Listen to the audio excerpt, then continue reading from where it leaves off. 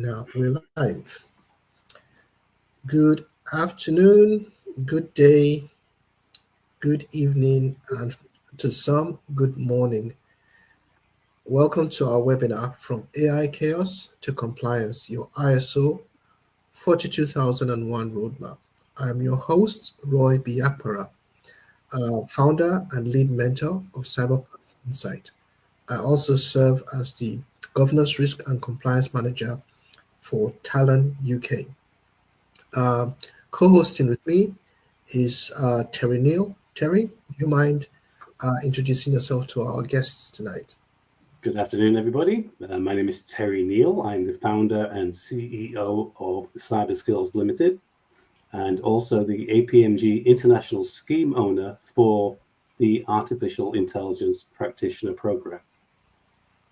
Thank you, Terry. So Terry will be telling us all about the program, the APMG program, the Artificial Intelligence Practitioner at the end of this presentation that I have in front of me. And also, as part of the agenda, we'll have a Q&A session at the end. So please bear with us. We won't keep you here for too long. We'll only be here for about an hour, including Q&A. So we start with describing what ISO 42001 is. As some of us already know on some ISO standards, ISO is the international organization for standardization, and they create standards where there is a market demand for organization. So that's why this fits in well with our webinar, which is a lack of organization, or chaos, if you like, to a place where we are more organized. And with that, we have a framework. And in this case, it's artificial intelligence management system to help organizations in any industry, in any sector, no matter the size and what their operations, basically based on their context, to help them manage the way they operate or deploy or use AI in this case. So if I ask anyone here tonight, based on what you see on the screen, would you prefer chaos or compliance? Would you prefer chaos or organization is what I'm asking. I bet most of us will go for organization and compliance. So that's what we're trying to do with a sense of reason and a sense of direction using ISO 42001 as our roadmap and as our framework. The state of chaos has come about because of the proliferation and use of AI. In so many ways, organizations are looking to innovate. They want to innovate, but then there's a lack of accountability in some cases. So it brings us to the black box problem, where no one understands how decisions are made. And this is very, very obvious with developers. You see, they come up with outcomes, but they don't know how they got to those outcomes. So that is what we refer to as the black box problem. You have a destination, you have a product, but you don't know how the journey was. You don't know how you came to that outcome. So that's the black box problem. And then there's bias and fairness scandals that has erupted recently with AI use. And we'll see some of those cases where AI systems discriminate, and it has led to reputational and legal damage. A part of the chaos as well is ad hoc deployment, where different departments, different teams are using different AI tools, and there is no central oversight, much like we saw in the past with IT use, where different departments were sorting their own technology, whether it was software, whether it was hardware, and we all know how that became a big problem. So with AI as well, if there's no central oversight and teams are using their own AI, different tools, different technologies, different vendors, it can also be a problem. So that's another state of AI chaos. And for leaders at the top as well, management, leadership, there's the regulatory anxiety, where they are constantly worried about which new law they might be breaking before you've even understood what law you are to comply to, before you've even understood the content, before you've even got any help from maybe technical experts or legal experts in that case to help you understand regulation. Another one has come up. I mean, it's 7 years now since the GDPR, and then the UK GDPR also was established. And I can tell you that many organizations are still grappling with the uh, the content and the understanding, the interpretation of a lot of the articles within the GDPR. So that is a problem. And then there's the move fast and break things hangover, where a lot of things want to innovate. We mentioned that before. They want to innovate and they're going really fast to try to learn as they go fast to their end product. And that is a big problem because by the time you get to the end, you realize today with the speed of things that it's not just code you're breaking. You are sometimes breaking the law, you're sometimes breaking regulation, and it can have an effect on reputation. It can have financial impacts for both organization and also individuals and subjects. So that all of these are what we refer to as the state of chaos. I also mentioned that we'll see some examples of real cases of bias. There's been bias in hiring and employment. And in this case, we're talking about Amazon's recruiting tool that they developed with AI. They had taken data for 10 years to train AI. But unfortunately, as the reality of the tech world is, Amazon is a big tech company. And we've always seen that there's a lot of men, I would say male, in technology. So with the data they've got, there was that bias in recruitment where it was either degrading women's qualifications, or it was marking where it finds all women colleges, or where it sees things like head of a women's club kind of thing. So it will degrade it where if put side by side with the men, the women would have been more, sometimes even better qualified. But because of that bias in its training, the tool was not fair. It was showing bias. So that's one example. And then in the US courts, they have this compass algorithm used to determine the likelihood of offenders reoffending. And there was this bias in the data used, in the AI used, in the policing and in the determination of bail conditions and decisions sometimes. So, and it was based on race. So you see, it might not be gender; it could be any kind of bias. And in this case, it showed up in the U.S. court system. Now, what's the impact of this? This can be life changing. We're talking about um, justice and policing. It can be totally life changing. Someone spending longer in jail than they should.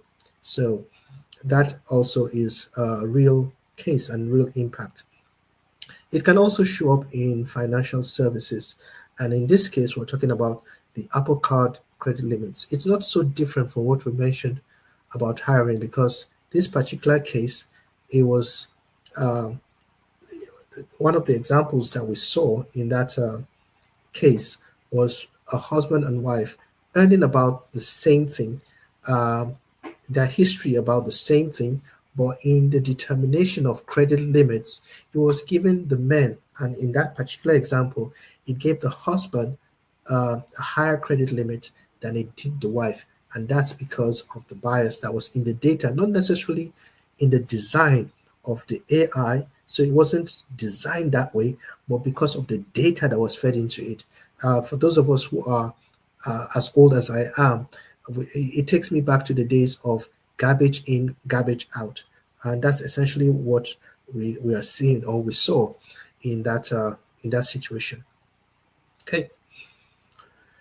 So with all of this bias, with all of this risks, with all of this black box problem, and a lot of data, the world is demanding order. It is coming from nations, it's coming from the EU, as high up as the EU. So we have the EU AI Act, where it classifies AI by risk from negligible to unacceptable. I think it's got 5 levels of AI risk, and it imposes strict rules. So you see, the EU is taking it serious. It's seeing that all these biases and all these risks would have an effect on organizations and on people. So they've come up with that EU AI Act. And in the United States as well, there's the executive order on AI that sets new standards for safety, for accuracy, and for explainability and for security. While uh, country laws, national laws are proliferating from Canada to Brazil, I think India, and even Japan. Governments are acting and bringing out national laws to help regulate the use and deployment of AI. So you see, it's growing. The drivers are growing, and it's as serious as we took data protection as well.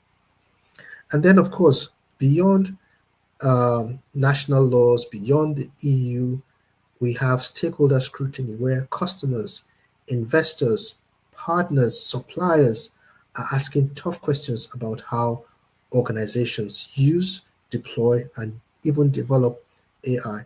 So these drivers are making the need for organization very, very high. And that brings us to the hierarchy of these AI frameworks.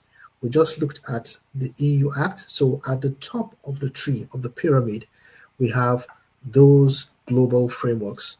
Yeah. So we consider the EU AI Act as a global framework as well, because we're still on our journey into organization. But at the moment, the EU Act is one of those global frameworks. We also have the OECD principles that are already well established. And just under the global frameworks, we've got management system frameworks like the ISO for the 2001, which is the AI management system that we already mentioned.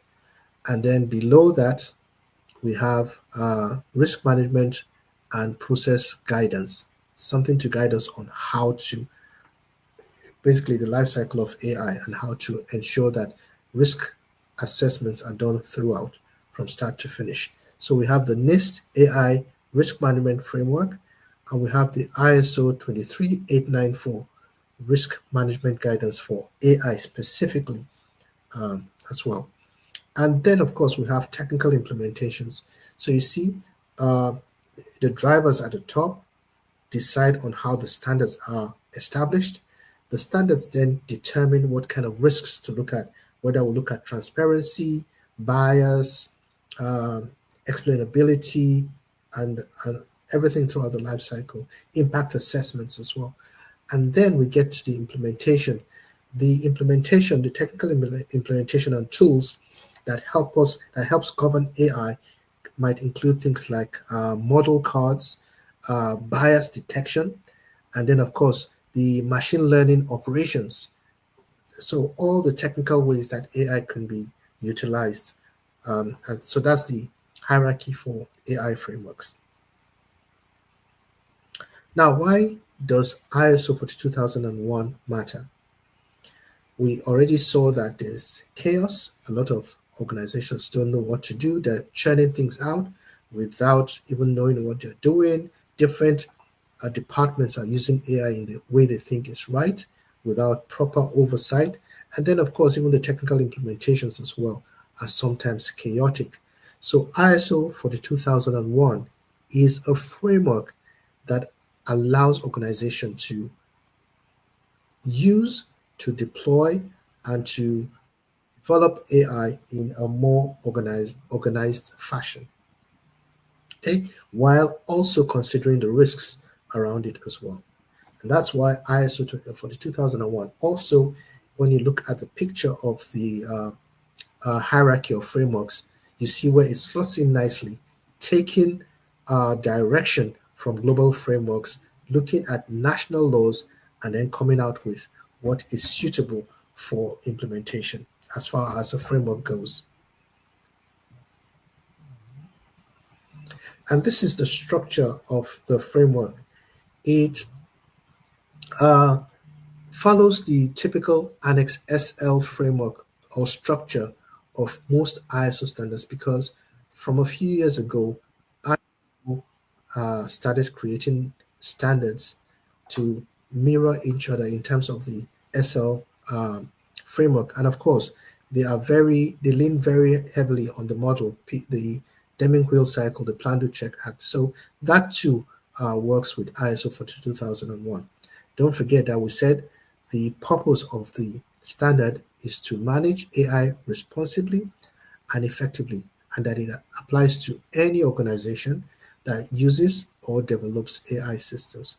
So it goes from clause 1 to 10, and typically, as the SL annexes go, 1, 2, 3 are not requirements. So if ISO 42001 contains requirements, that means organizations can voluntarily get certified to ISO 42001. So that opens up a lot of opportunities for organizations to show that they are responsible, that they are organized, and that they determine their destination based on their journey in terms of as far as AI goes. And so we see that clause 1, 2, and 3 lay the foundation where you define your boundary, the applicability of AI, and then you list all the reference standards. As an example, the risk management framework, if you use the NIST one, or the ISO 23894 for risk management guidance. And then you have terms and definitions, typically as it is with ISO standards. But in this case, it allows you to establish AI vocabulary particularly. And then clause 4 is where we start to look at the context of the organization. In what way are you using AI? Are you a developer? Are you a provider? Are you a subscriber? All the ways that would allow you to manage your risk properly. And then, of course, it allows you to describe your AI use cases, whether you're using it in healthcare, and in healthcare as well, whether you are a provider or whether you are a consumer, in any way to understand your context. Clause 5 is where we then establish roles, where it guides you in the roles that will allow you to be properly organized, have oversight functions, whether to establish committees as well, risk committees, AI committees, and it's where you also create an AI policy. Okay. Clause 6 is where it requires you to determine your criteria for risk, your risk and opportunity management, to establish AI objectives, and also to look at to also consider ethical issues as well. Clause 7, the determination of resources, competence for everyone who would be involved in your AI management systems, and then, of course, what documentation you would need to provide and to keep as evidence of the management system. Clause 8 is where you design, you deploy, you develop, you deploy, and control your AI system. So essentially, the life cycle. Also, implementing the risk that you would have, the risk framework that you would have established in clause 6. And then in clause 9 is where you do the performance measurement, set metrics, you set measurements, and then you measure the performance of your AI systems. You conduct audits and then do management reviews. Clause 10, you then look at, because you would have done the check-in, the audit in clause 9, the improvements in terms of non-conformities will follow on in clause 10, and then continual improvements. So like I mentioned about the SL annex, the PDCA mapping goes like any other ISO standard. The plan, clause 4 to 6. The check, clause 9. Yeah. Clause 10 is the act, and then the do, we have operation clause 8. That's how it works. Yeah, 7 to 8 is the do. Now,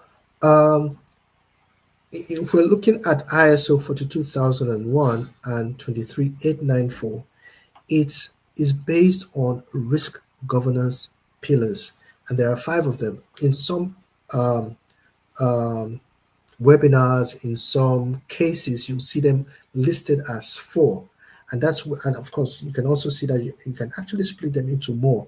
But in our presentation here today, we are looking at it from 5 angles.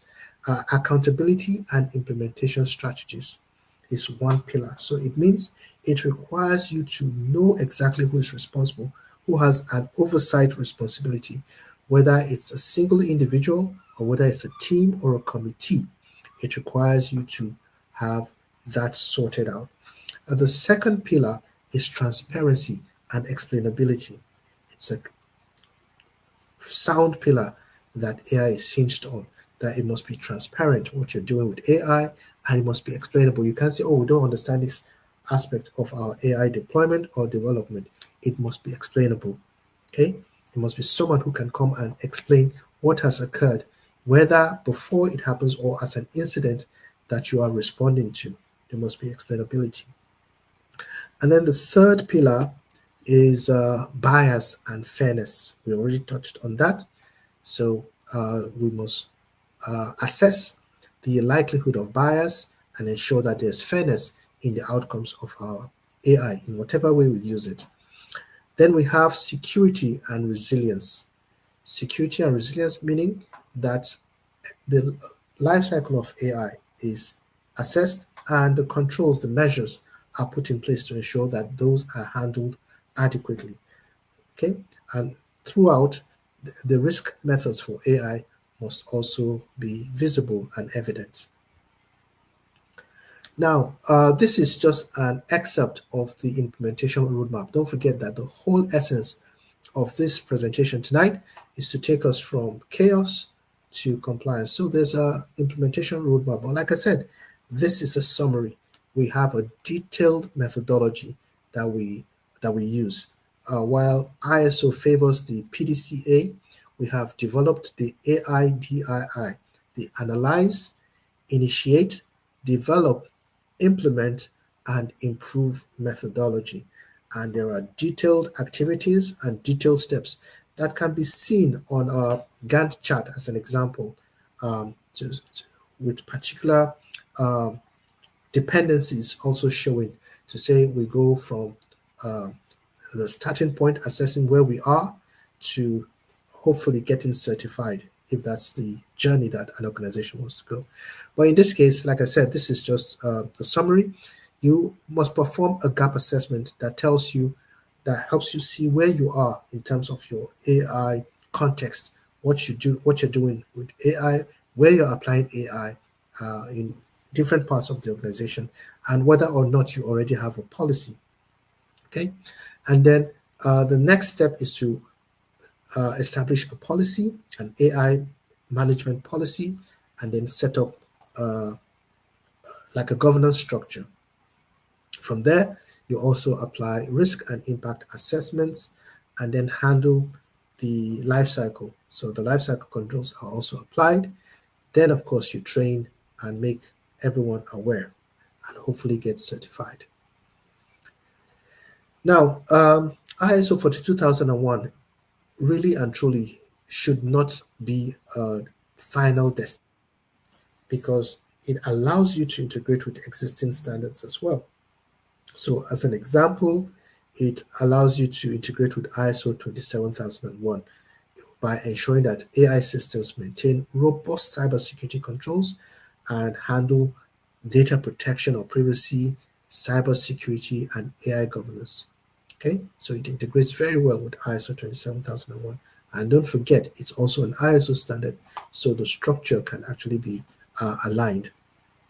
And then, of course, it integrates very well with general data protection, either the EU GDPR, the UK GDPR, or any privacy standard, in fact, because it also requires transparency. It requires you to look at bias and things like that. So it aligns well with GDPR. And then we have the EU NIS2 directive. The standard, the integration ensures that AI systems are secured, they are transparent and resilient within the broader NIST cybersecurity governance framework for those organizations that it applies to. Then, of course, DORA for financial systems, for financial institutions, it aligns well with that too.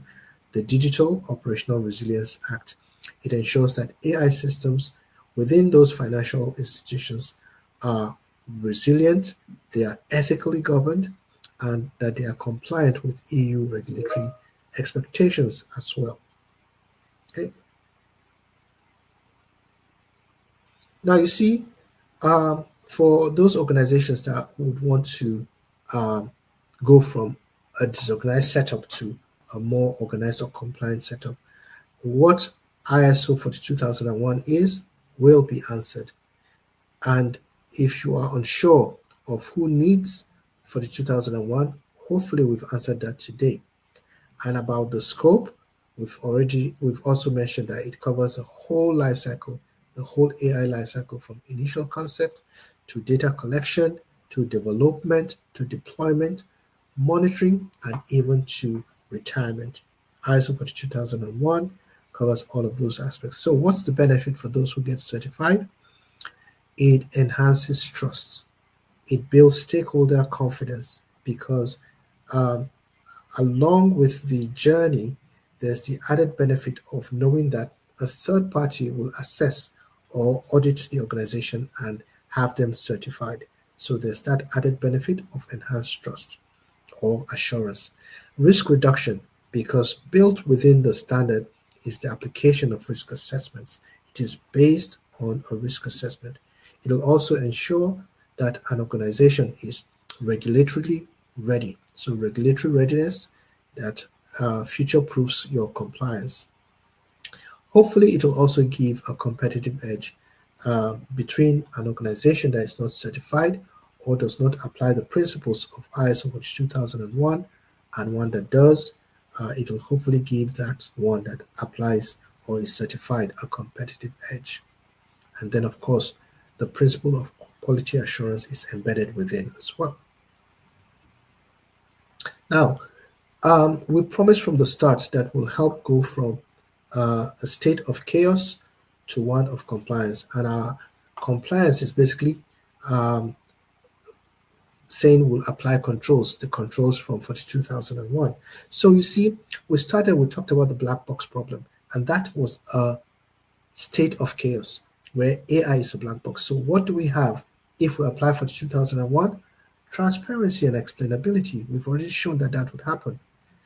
Where you have a question of whether or not AI is biased, we saw that within the state of chaos. With 42001, you do bias impact assessments because it is a required step. So you see that you will know whether your AI is biased or not and what you must do about it. Yeah, so we go from a state of chaos to one of compliance in terms of bias. What about responsibility and roles, knowing who is doing what? For the 2001, there's clear human oversight and accountability because that is defined within the standard. So you go from not knowing who does what to knowing exactly who does what, and everyone being aware of what we do within the organization as well, as far as AI goes. And asking the question of whether or not it is legal, the things you do with AI. With 42001, your compliance framework will map to regulations. We saw the EU hierarchy. So whether it's a global framework you're looking at, whether it's a national law you're looking at, whether it's a standard you want to align with or map as well, and of course the technical tools and implementation, you get a compliance framework for that. And before we had in our state of chaos, we saw that we didn't see what was coming. We didn't see things coming like laws, regulations that were changing.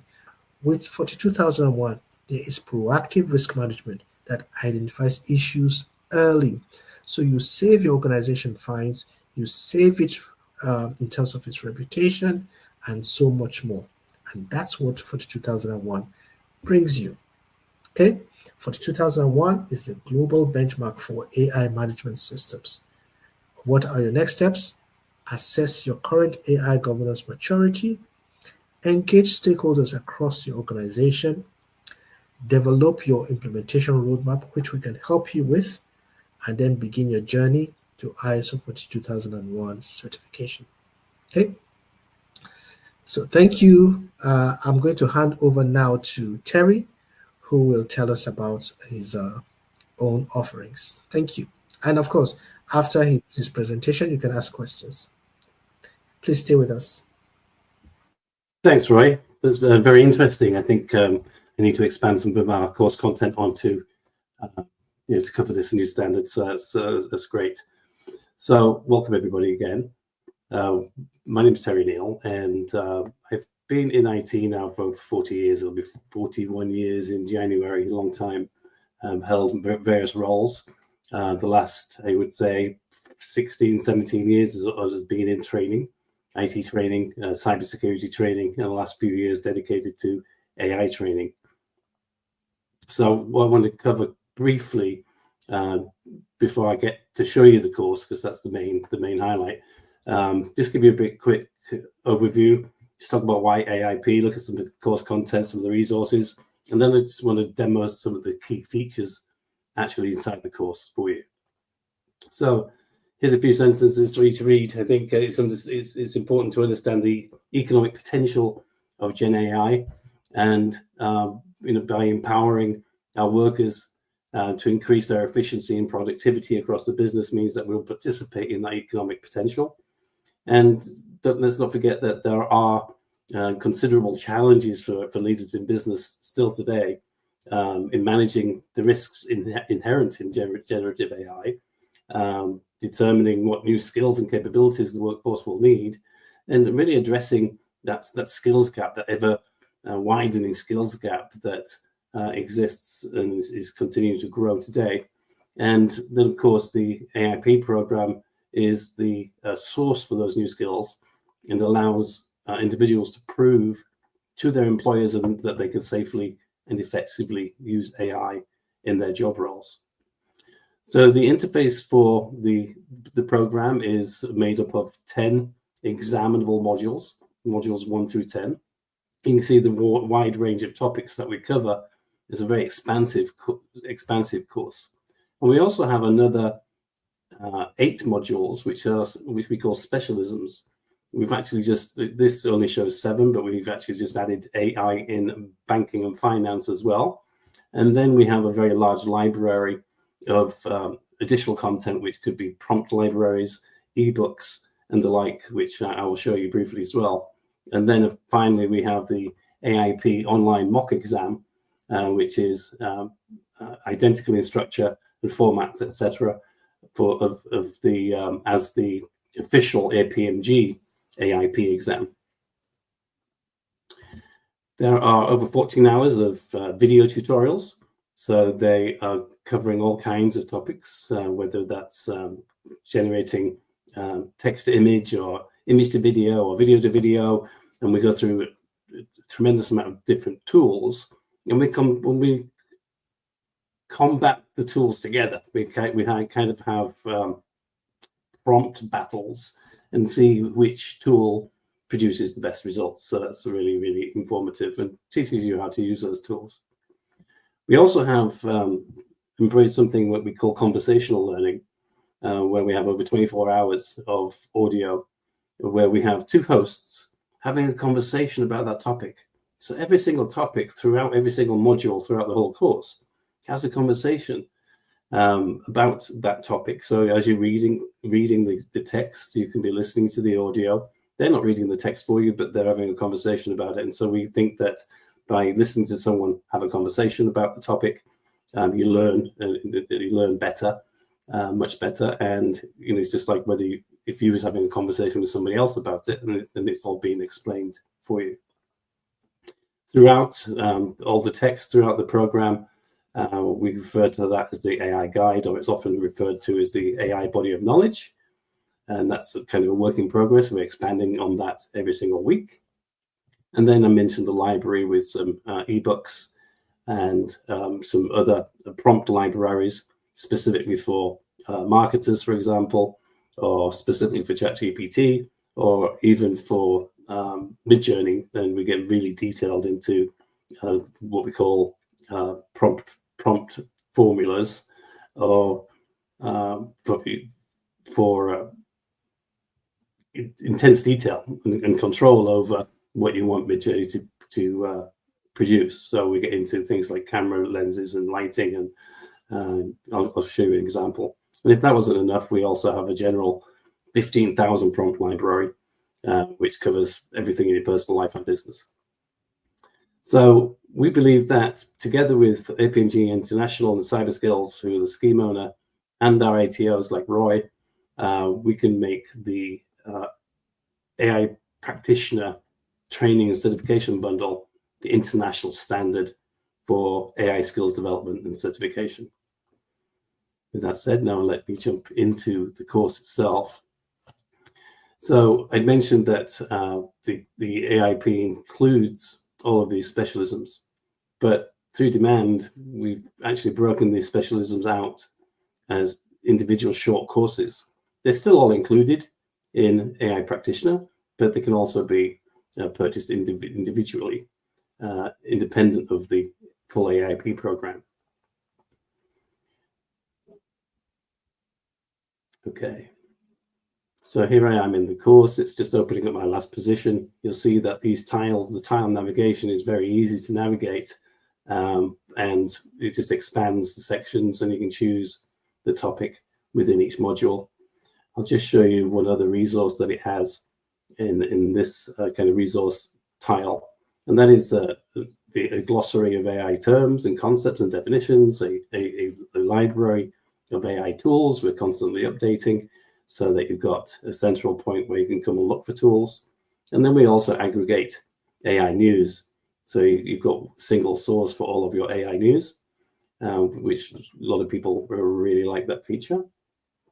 And then as far as some of the key features, if I just enter one of the topics here, I'd mentioned the conversational audio. And so let's have a quick listen to one of those conversations. This conversation is about best practices when creating AI policies.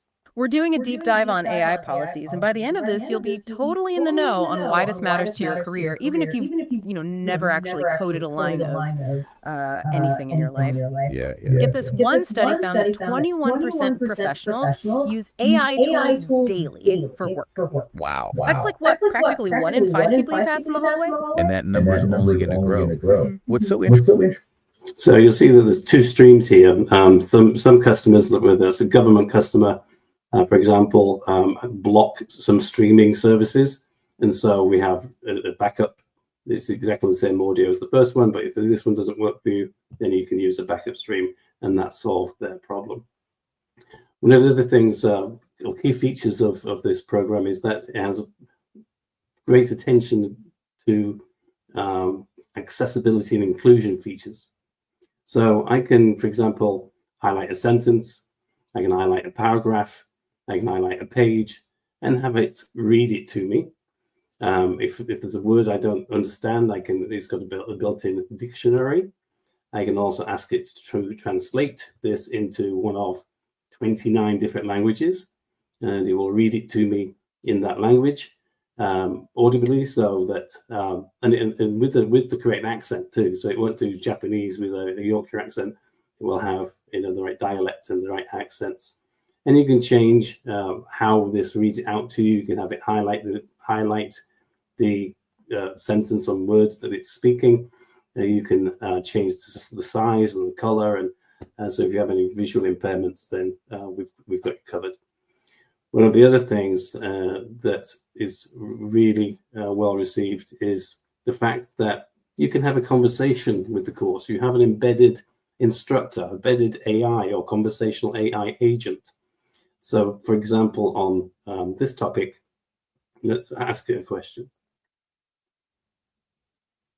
Hi, I'm Bob. How can I help? Hi, Bob. What can you tell me about AI policies? Hello, I'd be happy to help you with information about AI policies. AI policies are very important for organizations that are using AI. They help to ensure that AI is used responsibly and ethically. Would you like to know about... Okay, so every single module within the AIP program, has its own embedded conversational AI agent that is fine-tuned on all of the topics within that module. So you can ask it any question about anything and ask it to explain it to me like I'm a 5-year-old, for example, and it will do that. So I think that's very powerful. So we have 18 conversational AI agents embedded throughout the course, each fine-tuned and trained on the topics within that module. We also have a very flexible media player too. So let's have a look at one of the video tutorials. Here's a video tutorial on Pixverse, for example. Let's have again, we've got 2 streams. So this is a video stream in this case instead of an audio stream. So if the first video stream doesn't work for you, the second one will. Let's have a play. Here's a brand new free AI video generator that allows you to create stunning, dynamic videos, just like this.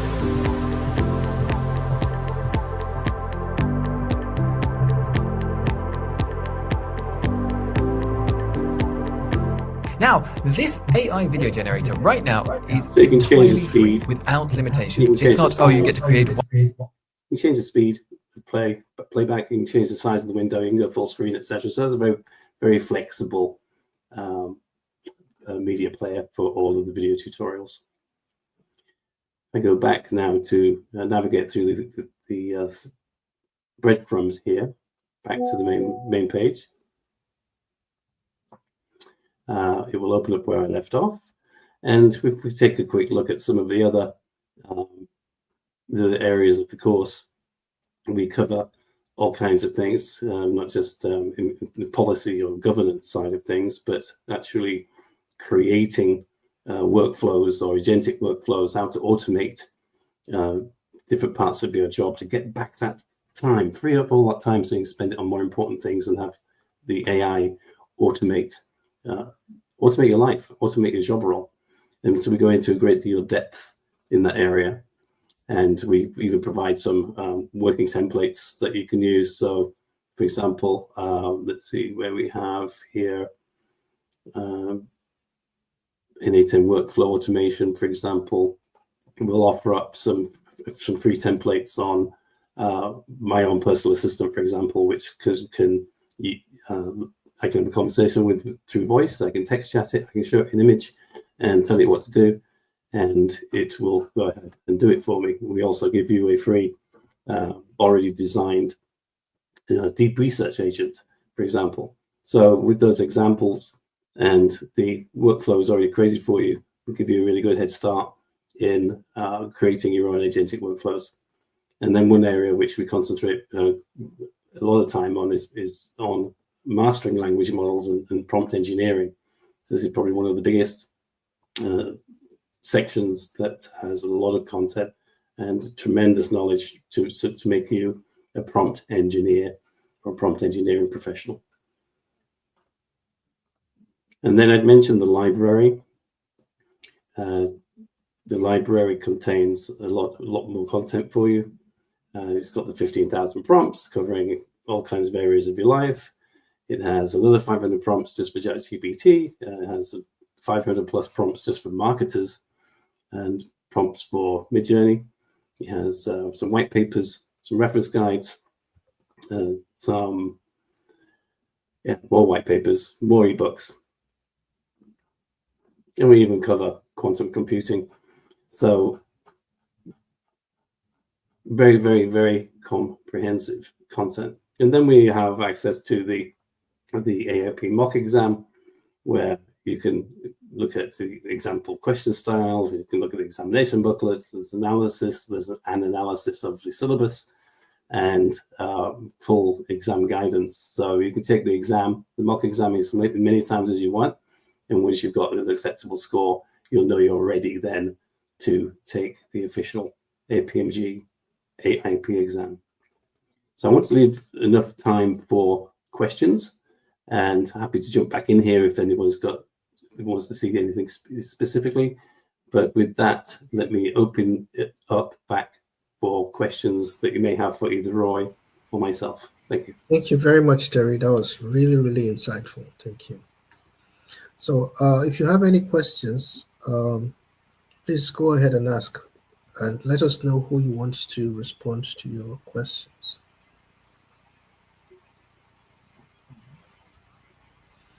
Okay, there's a comment from Christy. This issue of AI bias, I find it concerning.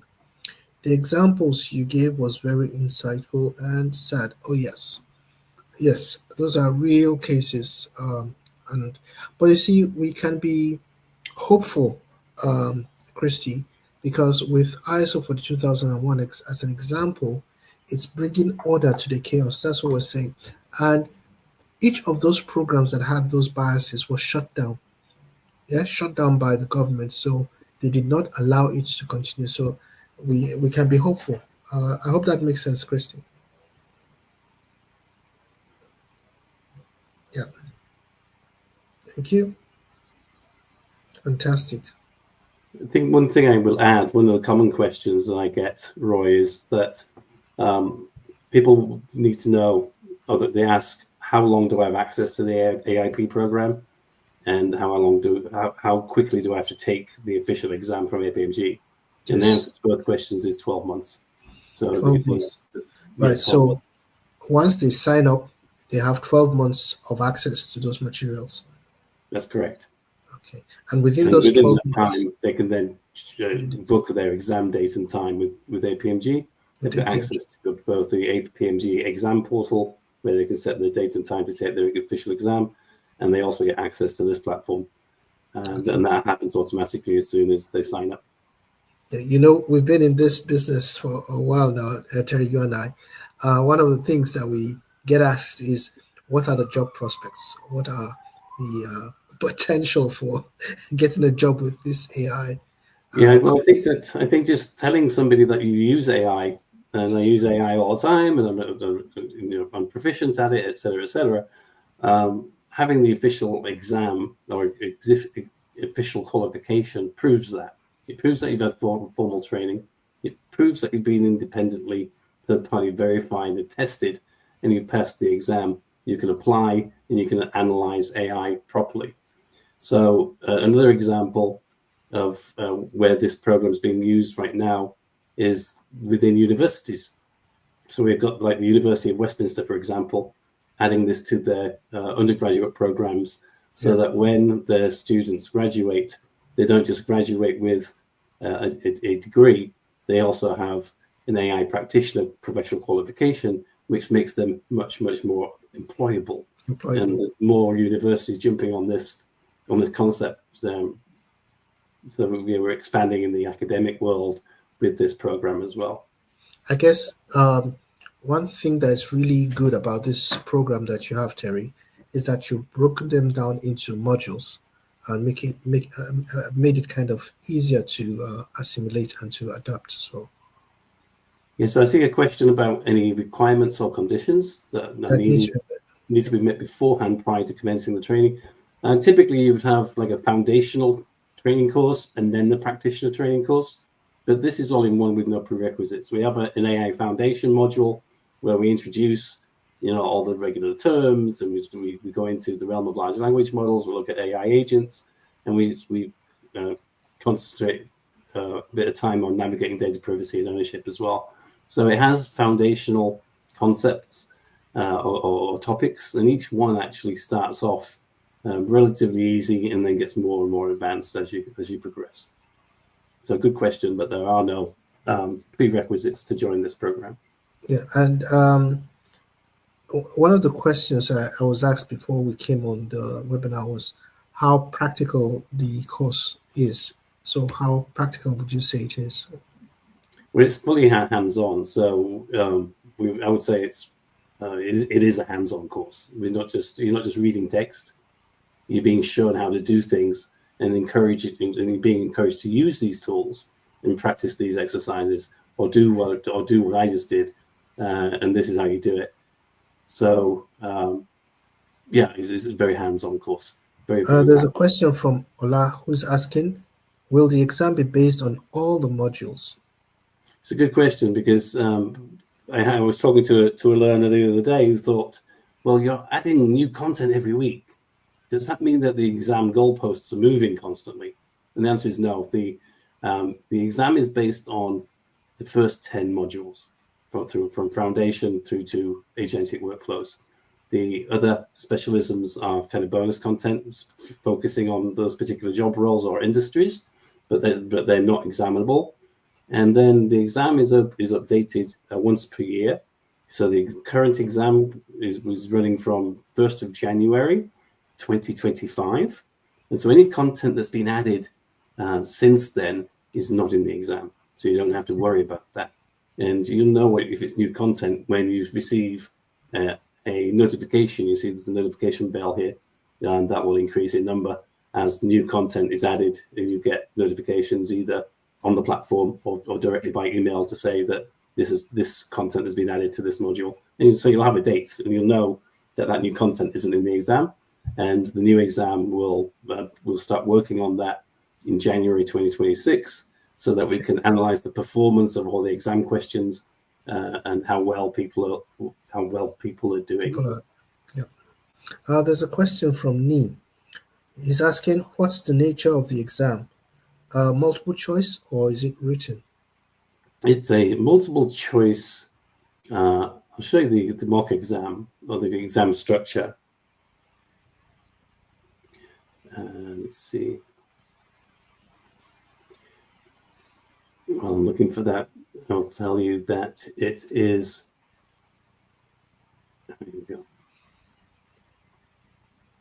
So in this mock exam module, we break down what percentage of questions are from what module. So you can see in the way you should be concentrating most of your time. There's a lot of questions, for example, on AI in action and mastering language models and prompt engineering. So that's a bigger percentage on those two modules. And you'll see that the Bloom's taxonomy level of each question is also listed here. So you'll see that most of them are Bloom's taxonomy level 3, which means that you can apply these concepts to different scenarios, and level 4, which is Bloom's taxonomy level 4, is Analyse. So not only can you apply these concepts, but you can also analyze these concepts. So it's a bigger percentage. What is that? 34 out of 60 is Bloom's taxonomy level 3 and 4. Okay. Does that answer your question? Yep. Very good. Nia, are you happy with that answer?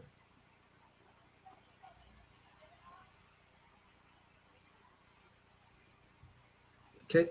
Any more questions from anyone?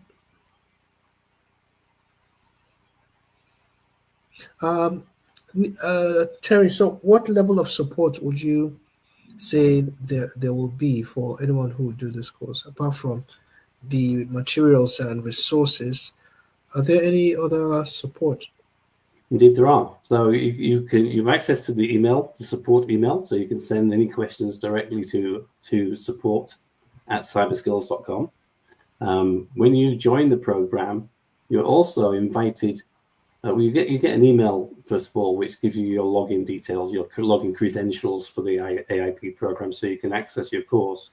But also in that same email, you are invited to join the Artificial Intelligence Practitioner community on Discord, where I have that open all day long. So people ask questions in the Discord server, and I answer them live. Or if I'm away from my desk, I'll answer it when I get back. So you have direct chat support through the AIP community on Discord, and you also have email support. Very good. And also, that membership, by the way, the membership of the AIP community on Discord never goes away. So you don't lose that after 12 months. You're a member of the AIP community for life. Okay. And I think what also goes along with that, and the reason we want that to be the case, is that you can continue to grow with the community. You can get support directly from other AI practitioners within the community. And because of that, that meant that APMG agreed that you don't have to renew your qualification. And once you've got the AI practitioner professional qualification, you don't need to maintain it. You don't need to Renew it. renew it. There's no CPDs or anything like that are required because you're part of that community. And it's assumed then that you're still active, you're still learning, and still growing with AI. Okay. So how will learners access the course? They can't get it directly from Cyber Skills. Can you tell us a little about how the ATOs work and stuff? Sure. So Roy from CyberPath Insight, for example, is a APMG accredited training provider or training organization, an ATO. And so we agreed with APMG that as the scheme owner, our job is to maintain it. It's not just to develop it in the first place, but to maintain it and keep it up to date. And because we only sell through APMG ATOs like Roy, that frees our time up to add new content. So we're adding new content to all of these modules every single week. And I think that's important because if we launched it in January 2025, after 18 months of development, and did nothing since then, we've got a whole 10 months of massive updates and movement in the industry and AI sector that you wouldn't know about. But because our time is freed up to maintain the content, to add new content constantly every week, that means it's always fresh. It means that we are always kept up to date. Sure. Thank you. Me is also asking, will there be several practice mock exams in preparation for the exam? Yes, there will. That's what this last module is all about, the AIP mock exam. It tells you about the real exam, gives you all of the data and background behind it, all the guidance for candidates, and also then allows you to access the online mock exam, which mimics the real world exam. It's 60 questions in 60 minutes, and you need to get 65% pass mark. So you can take this mock exam unlimited times too. So if you start off, your first score is only 30, 40, 50%, and then you build, keep doing it, keep going through it until you're at the 65, 70, 75%. Then you know you've got the confidence to take the official exam, and so that's that's why the online mock exam to help prepare yourself for the real exam is very important. Okay. Do the questions refresh? Yeah, in the mock exam, the questions are all, and every time you take it, they're all asked in different orders. So it's never exactly the same. It's pulling questions from an exam bank or question bank, and that question bank is more than 60. It's got hundreds of questions. So no one mock exam will ever be the same. Okay, thank you. Okay, I can't see any other questions.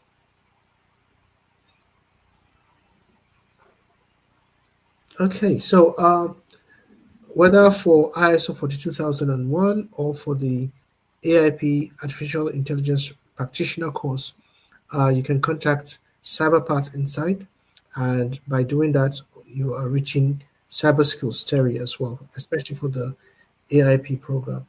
So thank you for joining us. Be on the lookout for more sessions like this. We'll be hosting webinars from time to time. Thank you very much, and have a good evening. Terry, thank you for joining us this time. Thanks, Roy. Have a good day. Have a good day. Bye. Bye.